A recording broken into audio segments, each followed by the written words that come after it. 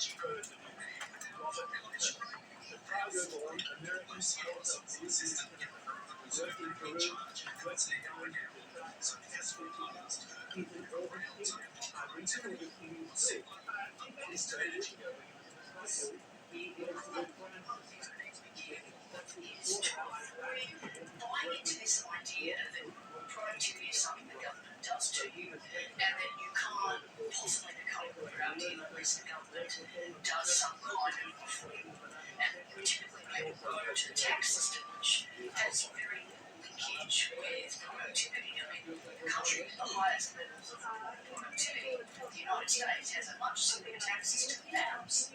So we need to focus on is the things that are known to boost productivity, and that's changing your business model. You're getting rid of all the crafting your own business processes, adopting new technology, investing in new capital, investing in the skills of your own workforce. These are things we know actually does something to boost productivity, and it's in all of our hands to do that. We've got to stop waiting for government to do something to make us more productive. It's a mindset that's very peculiar to Australia.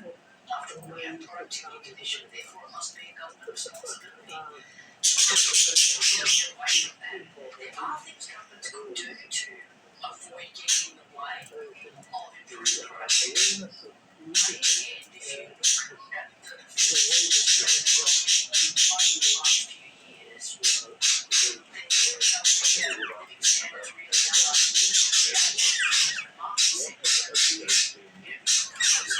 domestic inflation pressures, the mining market sector, productivity growth's actually been okay. Okay, so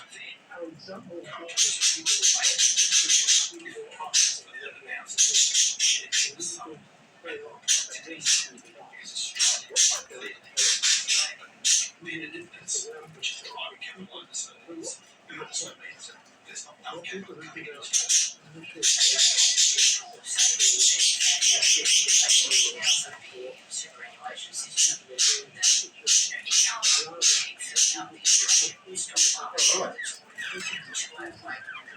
I think that's it. Look at that. 11 bags, 12 bags. I think we can. See through the screen.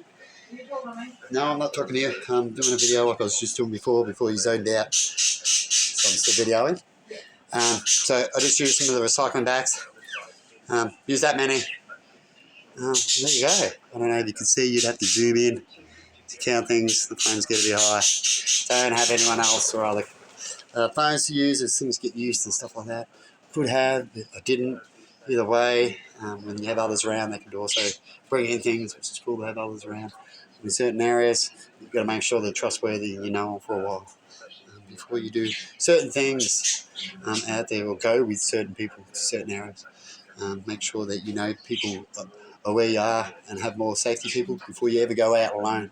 You're better off if you're all alone and scared to be in the city or around people. If you know those things might be scaring you, you still lived up to those moments and stuff like that. And so in some cases, you're best to be in the crowd of the devils, as they would say, in those areas until hopefully it gets fixed and you live through it, bunkering in, as they call it. But there you go. It's going now. So go chuck some more wood in there. Is it still damp? Yeah, cool.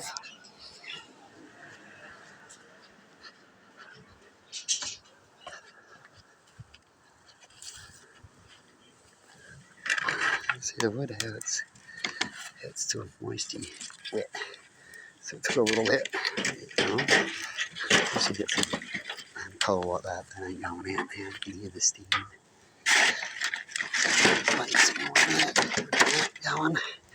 These couple of tall ones will do. I can't too tall. Now I'm about to move this out of the way, so I'll leave it till last because I don't want to be walking around in water.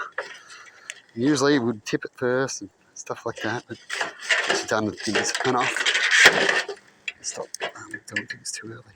It's always good to just cruise, but we always have the bad guys come in to make sure we can't cruise, hey, when it comes into all sorts of sectors. That's one of the devil's gifts it has to make humans work a lot. So if you're seeing yourselves work a lot, really get nowhere, and then technology's coming to fuck you over and the way they set it up so it does that. That's why I talked about in many clips about how to solve those issues, the devil, to keep you busy and to waste your money and time and effort, and then it gets bombed and shit.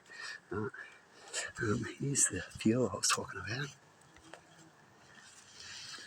It's gone all gucky, and it's got stools in it, like it's got a bit of water in it. So that's why I didn't want to light up. But that was in a fuel can. It did get left outside, so perhaps the seal, the lid, got a little bit of water in it. But it looks like it's been separated. It was cluggy. And it's got cluggy bits in there. It's just old fuel. And it was in an old fuel jerry can. that I emptied and filled up not long ago. So it's all good again when it comes to having all fuel around. And I'm about to do the generator actually, clean it up as it's gotten a bit dirty, the caravan in there, and tip out the fuel and redo that. Now I'm just going to tip this out. So I'm just going to put this back. You see me tip that out. The opportunity, and then I'll leave it there. And that'll give us a little bit more safety around this area. It's pretty good. It's tiny.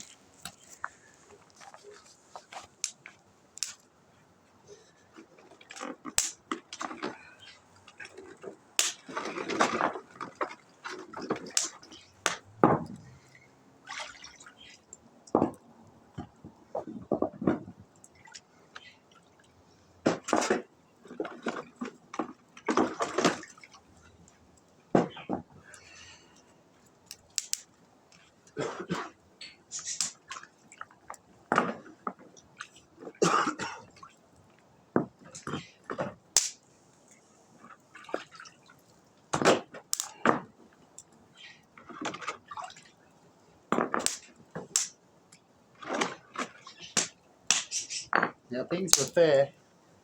Things would have been fair at the start. And you see things not fair at the start, and then you hear stories of people trying to say that things aren't what they are. That's just more continuation of the devil's tricks to make sure that they still try to get their perspective of what they believe is not true. Well,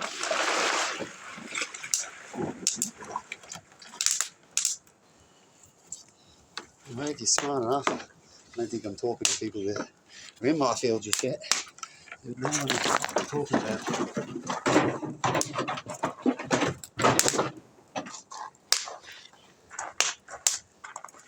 Pop crackle, it's Cocoa Pops.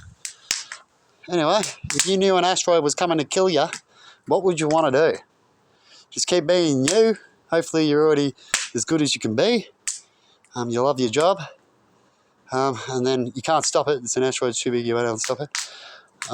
Or would you rather know about it and then get the freaky human outcomes of that when they start freaking out? You let me know in comments. And see you later.